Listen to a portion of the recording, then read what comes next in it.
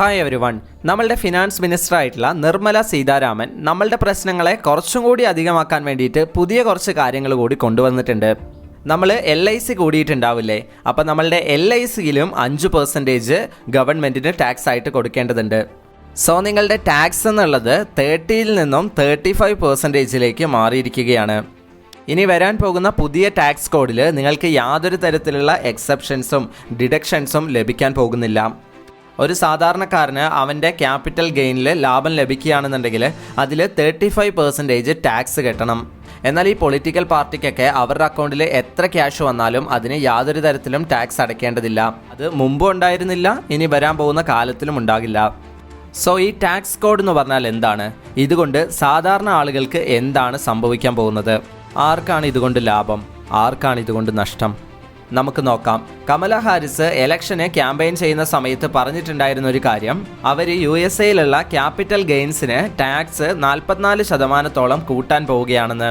അതുമാത്രമല്ലാതെ unrealised ആയിട്ടുള്ള capital gains ഉണ്ടെന്നുണ്ടെങ്കിൽ തീർച്ചയായിട്ടും അതിൽ 25% ടാക്സ് കെട്ടണം. സോ ഇത് നമുക്കൊരു എക്സാമ്പിളിലൂടെ നോക്കാം. നിങ്ങളിപ്പോൾ ഒരു 10,000 രൂപ ഇൻവെസ്റ്റ് ചെയ്യുകയാണെന്ന് വിചാരിക്കുക. ഒരു വർഷത്തിൽ അത് അധികമായി $12,000 ആവുകയാണ്. അതായത് $2,000 പ്രോഫിറ്റ്. ഇപ്പോൾ ആ $2,000 44%, അതായത് $880 ടാക്സ് ആയിട്ട് നമ്മൾ പേ ചെയ്യണം.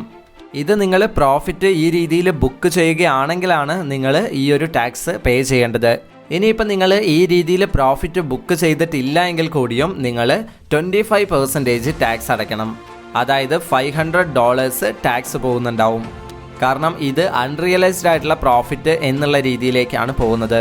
എന്നാൽ മറ്റൊരു കേസ് നോക്കുകയാണ്. അടുത്ത വർഷത്തിലേക്ക് നിങ്ങൾ ഇൻവെസ്റ്റ് ചെയ്തിട്ടുള്ള $10,000 എന്നുള്ളത് വെറും $8,000 ആയി മാറിയിരിക്കുകയാണെന്ന് വിചാരിക്കാം.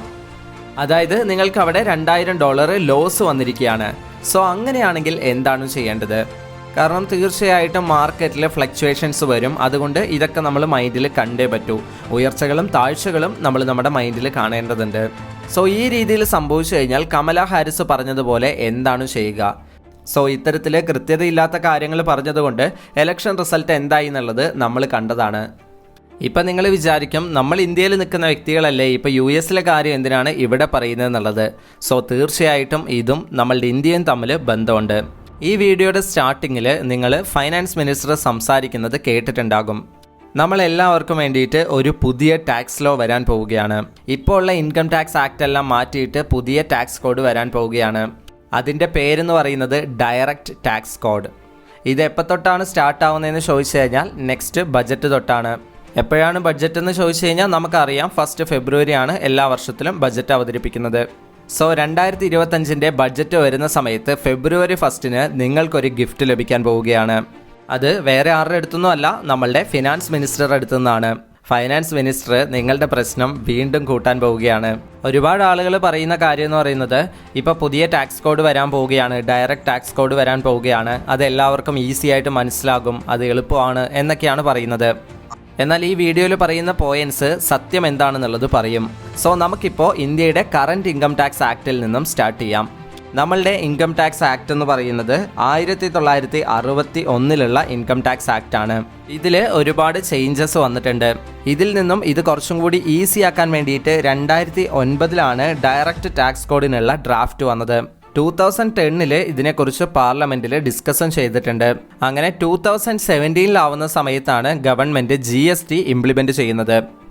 ശരിക്കും GST കൊണ്ടുവരുന്ന സമയത്ത് പറഞ്ഞിട്ടുണ്ടായിരുന്ന കാര്യം കുറച്ചും കൂടി ഈസി ആക്കുകയാണ്. ഇനി മുതൽ നിങ്ങൾക്ക് എക്സൈസ് ഡ്യൂട്ടി, സർവീസ് ടാക്സ് ഇത്തരത്തിലുള്ള കാര്യങ്ങളൊന്നും കൊടുക്കണ്ട, എല്ലാത്തിനെയും എടുത്തു മാറ്റിയിട്ട് ഒരൊറ്റ യൂണിഫോം ടാക്സ് ആക്കാം. അതാണ് GST. സോ GST ഒരു സക്സസ് ആയിരുന്നോ ഫെയിലിയർ ആയിരുന്നോ എന്നുള്ളത് നമുക്കിപ്പോൾ മാറ്റിവെക്കാം, പിന്നീട് നോക്കാം. അങ്ങനെ മോദി ഗവൺമെൻറ് GST ഇവിടെ ഇംപ്ലിമെൻറ്റ് ചെയ്യുകയാണ്. സോ അതിനൊക്കെ ശേഷം ഇപ്പോൾ തീരുമാനിച്ചിരിക്കുകയാണ് അവർ ഡയറക്റ്റ് ടാക്സ് കോഡ് വരാൻ പോവുകയാണെന്ന്. സോ ഒരു സാധാരണക്കാരനും ഒരു ഇൻവെസ്റ്റർക്കും ഇതുകൊണ്ട് എന്താണ് സംഭവിക്കാൻ പോകുന്നതെന്നുള്ളത് ഞാൻ പറഞ്ഞുതരാം. സോ LIC എടുക്കുന്ന സമയത്ത് ഏജൻറ്റ് നിങ്ങളുടെ അടുത്ത് എന്താണ് പറഞ്ഞിട്ടുള്ളത്? ഈ ഒരു പൈസ കിട്ടുന്ന സമയത്ത് മെച്യൂരിറ്റിക്ക് അപ്പുറത്തേക്ക് നിങ്ങൾക്ക് യാതൊരു തരത്തിലുള്ള ടാക്സും വരുന്നുണ്ടാവില്ല. എന്നാൽ ഇപ്പോൾ ഗവൺമെൻറ്റിന് കൃത്യമായിട്ട് അറിയാം ആളുകൾക്ക് ഈ മെച്യൂരിറ്റി കിട്ടാൻ പോകുന്നുണ്ടെന്ന്. എന്താണെന്ന് വെച്ച് കഴിഞ്ഞാൽ ആളുകൾ ഇൻഷുറൻസ് എടുക്കുന്ന സമയത്ത് 10 വർഷം, 15 വർഷം, 20 വർഷത്തേക്കൊക്കെയാണ് ഇൻഷുറൻസ് എടുക്കുന്നത്. സോ ഒരു വ്യക്തിക്ക് മെച്യൂരിറ്റി കിട്ടുന്ന സമയത്ത് ആ വ്യക്തിക്ക് ആ ഒരു മെച്യൂരിറ്റി എമൗണ്ട് എന്ന് പറയുന്നത് വളരെ വലുതായിരിക്കും. 50 ലക്ഷം, 1 കോടി, 5 കോടി. സോ ഇത്തരത്തിലുള്ള വലിയ എമൗണ്ടുകൾ വരുന്ന സമയത്ത് എങ്ങനെയാണ് അതിൻ്റെ മേലെ നമ്മൾ ടാക്സ് വാങ്ങാതിരിക്കുക എന്നാണ് ഗവൺമെൻറ് ചിന്തിച്ചത്. സോ അവിടെയാണ് ഡയറക്റ്റ് ടാക്സ് കോഡ് വരുന്ന സമയത്ത് 5% ഈ രീതിയിലുള്ള എമൗണ്ടിന് നിങ്ങൾ 5% ടാക്സ് ഗവൺമെൻറ്റിന് കൊടുക്കേണ്ടതുണ്ട്. ഇപ്പോൾ എക്സിസ്റ്റിംഗ് ഇൻകം ടാക്സിൽ എക്സംഷൻസ് ഉണ്ട്. ഇപ്പോൾ നിങ്ങൾക്ക് LICയിൽ നിന്നും ക്യാഷ് വരികയാണെങ്കിൽ അതിൽ എക്സംഷൻ ഉണ്ട്. എന്നാൽ ഇപ്പം നിങ്ങൾ 5% കൊടുക്കണം. അതായത് ഇപ്പോൾ ഒരു വ്യക്തിക്ക് 1 കോടി രൂപ ലംസം എമൗണ്ട് കിട്ടുകയാണെന്നുണ്ടെങ്കിൽ തീർച്ചയായിട്ടും അതിൽ 5 ലക്ഷം രൂപ ഗവൺമെൻറ്റിന് കൊടുക്കണം. സോ ഇപ്പം തന്നെ നമുക്ക് ഏറ്റവും കൂടിയൊരു ടാക്സ് റേറ്റ് ആണ് ഈടാക്കുന്നത്, അതായത് 30%. ആ 30% എന്നുള്ളതിലേക്ക് ഇപ്പോൾ ഒരു 5% കൂടി ആഡ് ചെയ്ത് 35% എന്നുള്ള ലെവലിലേക്ക് എത്തി നിൽക്കുകയാണ്. സോ നിങ്ങളിപ്പോൾ ഹൈ ഇൻകം ഗ്രൂപ്പിലേക്ക് വരണം എന്ന് വിചാരിക്കുകയാണെങ്കിൽ അപ്പോൾ നിങ്ങൾ തീർച്ചയായിട്ടും ഇനിയും ടാക്സ് തരേണ്ടതായിട്ടുണ്ട്. ഇപ്പോൾ എംപ്ലോയീസിൻ്റെ കേസിലേക്കൊക്കെ നോക്കുകയാണെങ്കിൽ ഗവൺമെൻറ് പറയുന്ന മറ്റൊരു കാര്യം എന്നുള്ളത് പുതിയ ടാക്സ് കോഡ് വരുന്ന സമയത്ത് 15 ലക്ഷം വരെ യാതൊരു ടാക്സും ഉണ്ടായിരിക്കില്ല എന്നുള്ളതാണ്. പക്ഷേ അതിൻ്റെ ഡിസ്കഷൻസ് കാര്യങ്ങളൊക്കെ പോയിക്കൊണ്ടിരിക്കുന്നുണ്ട്, അത് കൺഫേം ആയിട്ടില്ല. പക്ഷേ ഗവൺമെൻറ് അത്ര ഈസി ആയിട്ടൊന്നും അത് വിടാനുള്ളൊരു ചാൻസ് നമ്മൾ നോക്കിയിട്ട് കാണുന്നില്ല. നെക്സ്റ്റ് ആയിട്ട് നോക്കുകയാണെങ്കിൽ നിങ്ങൾക്ക് ഹെൽത്ത് ഇൻഷുറൻസ്, ലൈഫ് ഇൻഷുറൻസ് ഇത്തരത്തിലുള്ള പൈസകൾ കിട്ടുന്ന സമയത്ത് നിങ്ങൾക്ക് അതിൽ ഡിഡക്ഷൻസ് ലഭിച്ചിരുന്നു. എന്നാൽ ആ ഡിഡക്ഷൻസ് എല്ലാം തന്നെ ഗവൺമെൻറ് എടുത്തു മാറ്റുകയാണ്. ഇപ്പം നമുക്ക് ഇൻഷുറൻസ് ഒക്കെ എടുക്കുന്ന സമയത്ത് 25,000 റുപ്പീസ് വരെ ഡിഡക്ഷൻസ് ലഭിക്കുന്നുണ്ട്. നിങ്ങൾക്ക് 60 ഇയേഴ്സിൻ്റെ താഴെയാണ് ഏജ് എങ്കിൽ.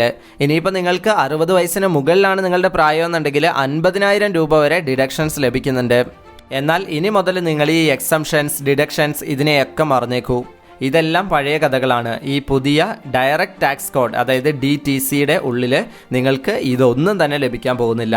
എന്താണെന്ന് വെച്ച് കഴിഞ്ഞാൽ ഇവിടെ നിങ്ങൾ ഫ്ലാറ്റ് ടാക്സ് ആണ് തരേണ്ടത്. ഇനി നമുക്ക് ഷെയർ മാർക്കറ്റിനെ കുറിച്ച് നോക്കാം. ഇപ്പോൾ നമുക്ക് ക്യാപിറ്റൽ ഗെയിൻ ടാക്സ് ഉണ്ട്. അത് 2 രീതിയിലുണ്ട്. ഒന്ന് ലോങ് ടേമിലേക്കുള്ളതും ഒന്ന് ഷോർട്ട് ടേമിലേക്കുള്ളതും. എന്നാൽ ഇപ്പോൾ ഇവർ ലോങ് ടേമിലേക്കും ഷോർട്ട് ടേമിലേക്കും ടാക്സ് അധികമാക്കുകയാണ്.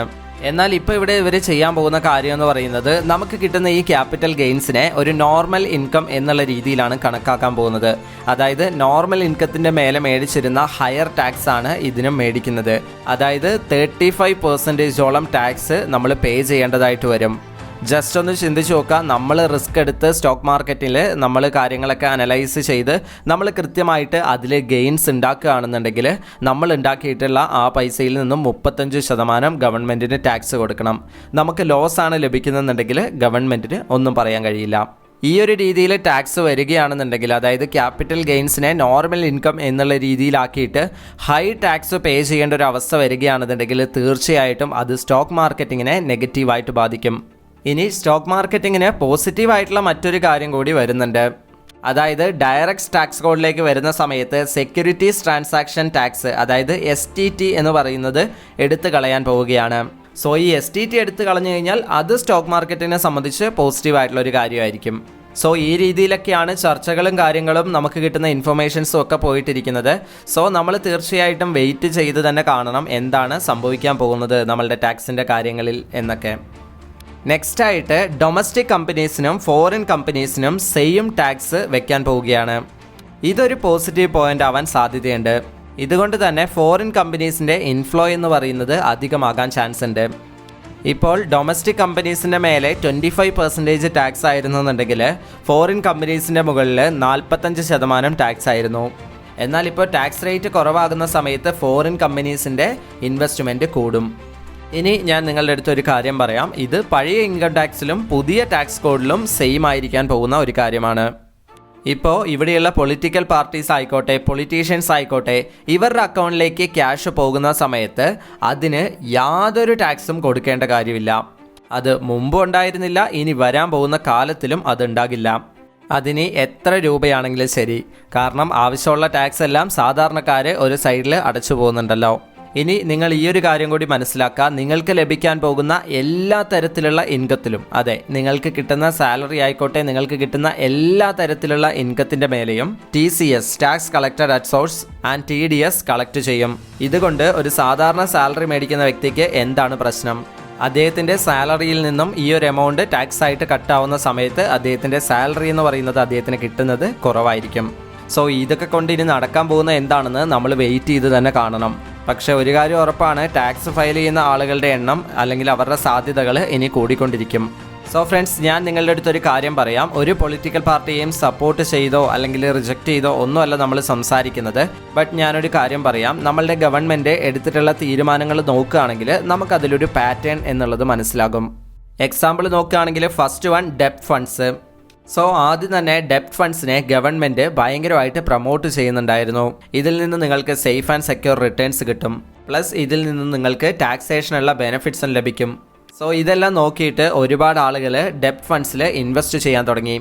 അങ്ങനെ ആളുകളെല്ലാം ഈ ബെനിഫിറ്റ്സ് ഒക്കെ മനസ്സിലാക്കി ഡെപ്റ്റ് ഫണ്ട്സിൽ ഒരുപാട് ഇൻവെസ്റ്റ് ഒക്കെ ചെയ്ത് കഴിഞ്ഞപ്പോൾ ഗവൺമെൻറ് എന്ത് ചെയ്തു എന്ന് വെച്ച് കഴിഞ്ഞാൽ April 1, 2023 അതിലുണ്ടായിരുന്ന ടാക്സ് ബെനിഫിറ്റ്സ് ഒക്കെ എടുത്തു കളഞ്ഞു.